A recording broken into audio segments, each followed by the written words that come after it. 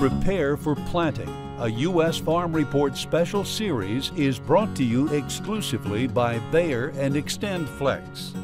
Well, as you saw in the Farm Journal report, a drought in Texas is delaying field work. But in parts of the Midwest, it's the other extreme, keeping farmers out of the fields. But now's not just a crucial time for spring fertilizer, it's also an important window to spray for weeds as we help you prepare for planting.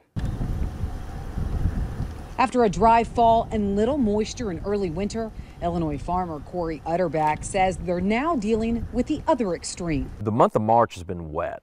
We're extremely saturated now. I'd say that we've probably replenished subsoil, so we're ready for it to quit any time. From making some changes to get liquid fertilizer on faster to other prep work, if Mother Nature starts to cooperate, they're nearly prepared to plant. We're just about done. We've got just a little bit of maintenance on some tillage.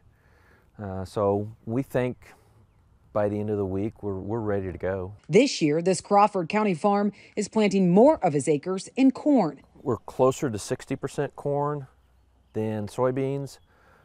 Part of that is we like growing corn better than we do beans. We think it presents a better ROI for us.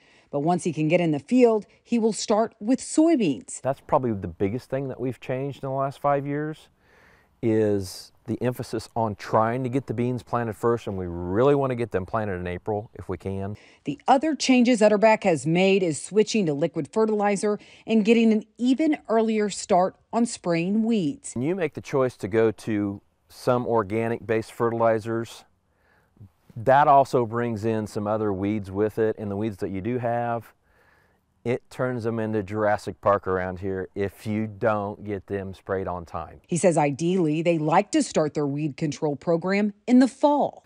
If we can't get it on in the fall, we still want to start clean. Right now we're clean, you know, but the temperature is going to be changing. We're going to get more sunlight, so it's going to produce germination. He says if they do need to push it to spring, he wants to be spraying now, and then they'll come back in 3 weeks after planting and lay another residual down.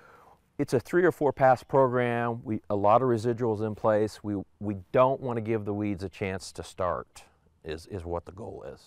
For University of Tennessee's Larry Steckel, Utterback's plan is on target. Our weeds are a lot more sensitive to a lot of herbicides when they're smaller. Once they get some height, they are a struggle to control. Steckel says the effectiveness of many post-emergence herbicides have declined over the past few years. We're finding here in Tennessee over the last 3 or 4 years, we're just not getting real good weed control. So we're going back to trying to keep the weeds from ever coming up. So how early is too early?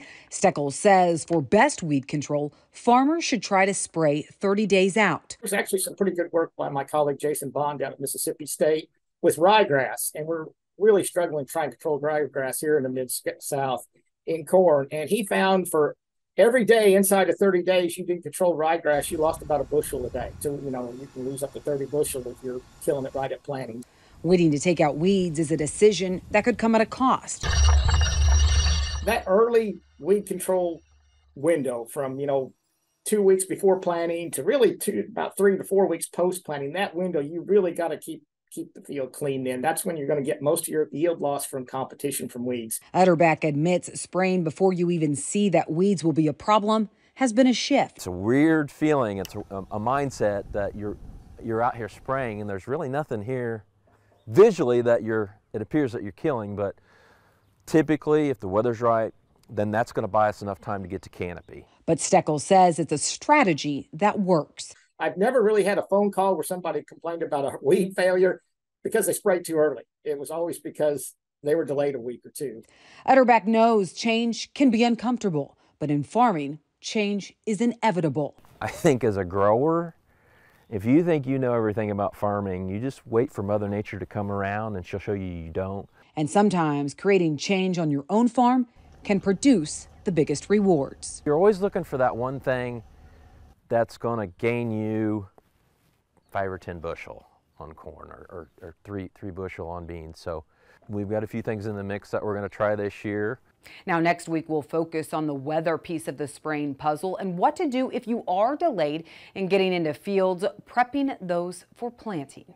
All right, when we come back, what's the waste created by wind energy? Customer support is next.